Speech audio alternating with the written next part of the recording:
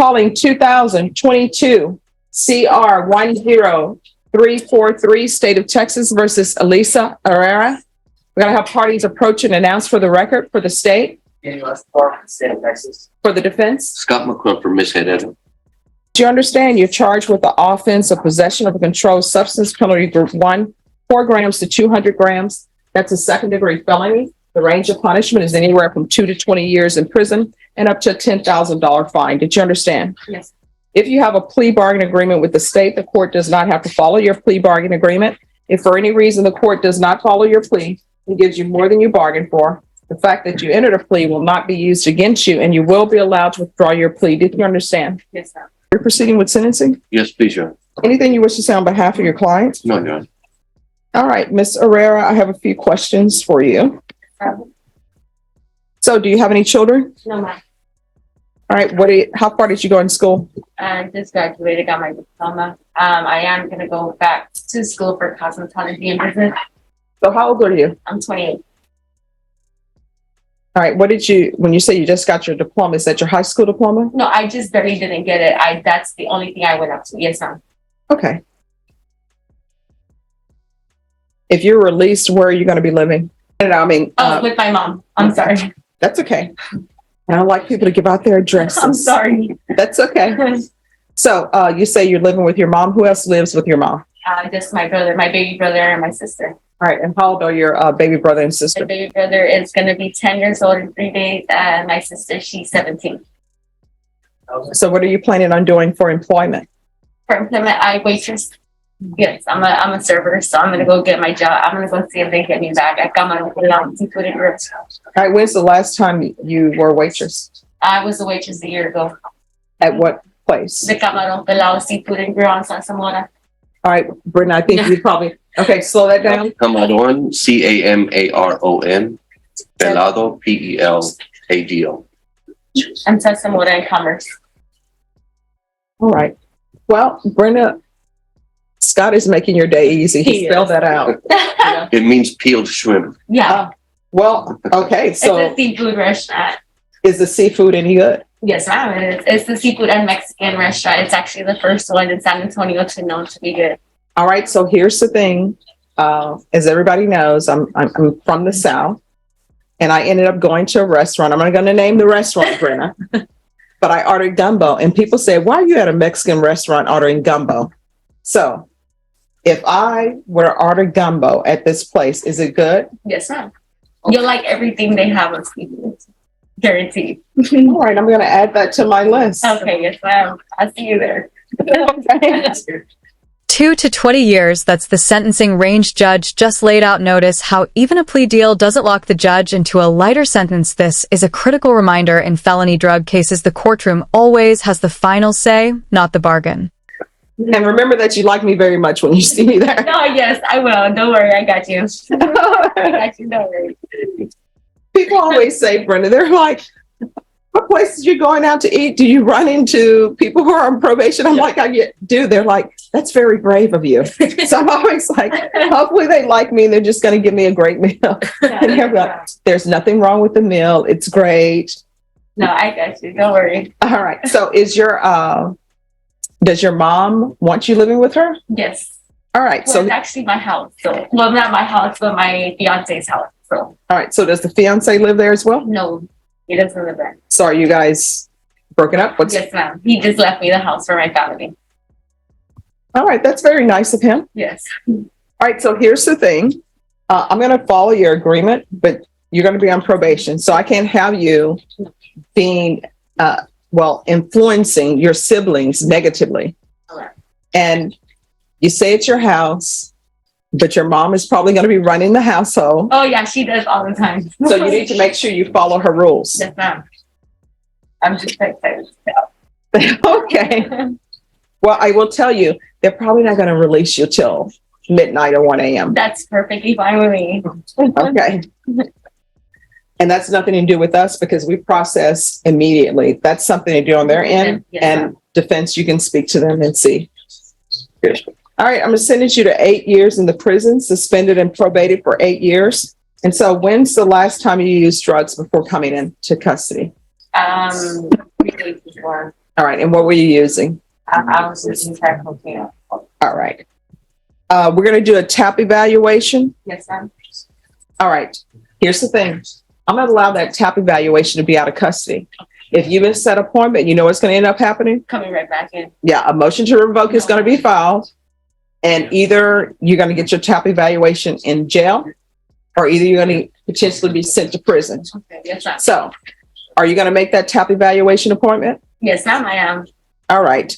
So, Bashan, on the TAP evaluation, if it comes back with inpatient treatment, we'll start with intensive outpatient treatment. If it comes back with outpatient treatment, I still want to start with intensive outpatient treatment. I'm going to want proof of employment within 30 days. Okay. There should be no employment as a home health care provider with minors. Did you catch that even the judge is talking about gumbo at a Mexican restaurant? This moment shows how judges sometimes use small talk to ease the tension in a heavy case. But let me ask you, would you trust gumbo at a Mexican place? And there should be no unsupervised contact with minors. That can be revisited once you're on the path to sobriety. Okay. So what that means is your mom can't leave the Yes. 10-year-old with you. No, that's fine. Okay. I understand. Vashana, is there anything else you need? No, Your Honor. All right. Is there anything else you need from the court in order to be successful? You already did a very good job on that. Okay. All right. Thank you very much. All right. You're welcome. Felony conviction, you're not allowed to own or possess any weapons or ammunition. Okay. If you have a question over what a weapon or ammunition is, you'll need to speak to your attorney. Okay. Yes. All right. Off the record for a moment. So in this court, in order to be successful on probation, communication is key. Oh, yes. If there's something going on, you need to let probation know. Yes, ma'am. All right. And probation, she's also going to be residing with her mom. So if you can make sure you get that address, do not change your residence without getting permission from the court first. Yes, Okay. ma'am. All right. Thank you. Thank you. You have Thank a you. great day. All right. You too. Just have a I see seat. that file back on. All right. Court is calling 2022 CR 10343, State of Texas versus Elisa Marie Herrera.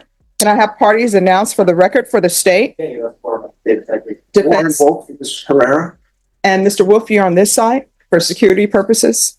And are you Ms. Herrera? Yes, ma'am. Did you review the document entitled Motion to Revoke Community Supervision with your attorney? Did Yes, you ma'am. understand it? Yes, ma'am. Are you the same Elisa Marie Herrera who's placed on community supervision in 2022 CR 10343 for the offense of possession of a controlled substance, penalty group 1, 4 grams to 200 grams on December 20th, 2022 for a term of 8 years? Is that you? Yes, ma'am. All right, state. Violated condition number 4 in Bexar County, Texas, the defendant, Elisa Marie Herrera, then in there failed to report to the supervision officer as directed on the 17th day of June, 2024, in violation of condition of performance. How do you plead to that? True or not true? Sure. Your Honor, state waives all the violations. Any objections to the state's waivers? No, Your Honor. Boom, 8 years in prison, suspended and probated. That means she's not serving time right away. But any violation can snap those prison doors shut instantly. It's a second chance, but also a ticking clock. Did you understand by pleading true to violation of condition number 4, the court could find it true, grant the motion, sentence you up to 8 years in the prison and up to $1,000 fine? Yes, ma'am. Knowing that, do you still wish to plead true to violation of condition number 4? Yes, ma'am. Court is going to find violation of condition number 4 true. Is there a proposed agreement? Yes, Judge, the proposed agreement is for safety followed by accident. And that's our understanding, Judge. All right, why should I follow that? Because hasn't she been to felony drug court? Felony drug court has a lot of requirements and very onerous. Yes. She was doing well there. She had completed safety, just had a relapse. It happens. I know Judge Glenn understands that. The thing that triggered all this really is the fact she took her monitor off, which is another allegation. But just so that she was staying at home. She was arrested at home.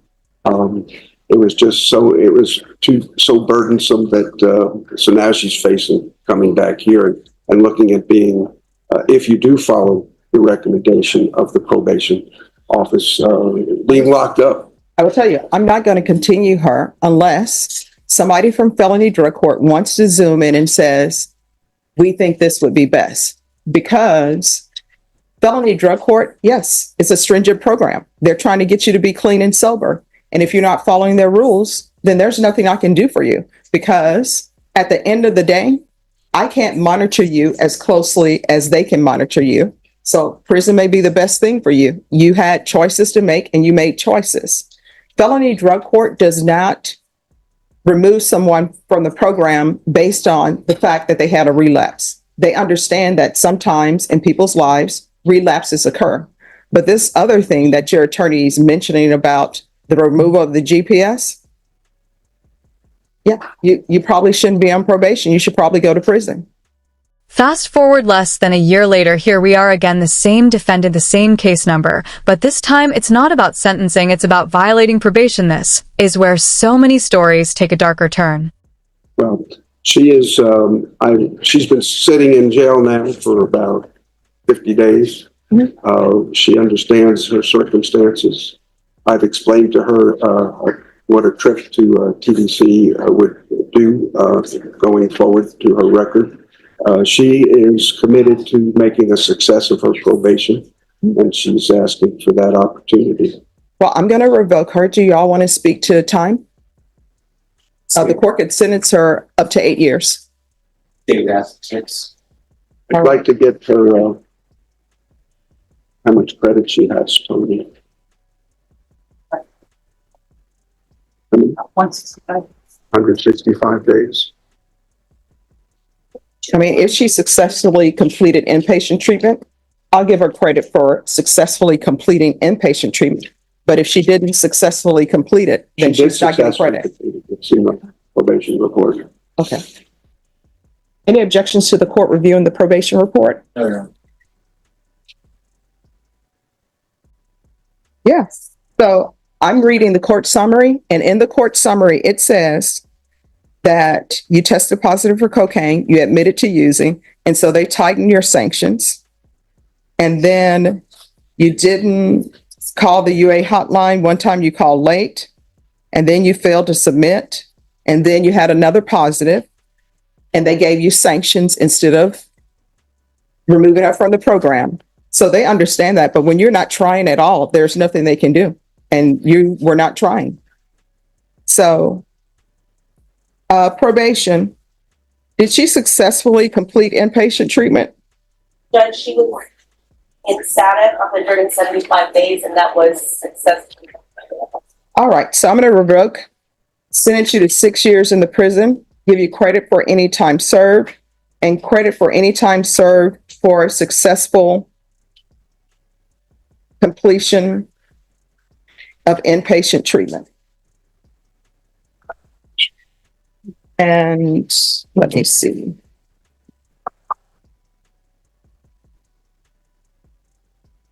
There's $1,000 fine.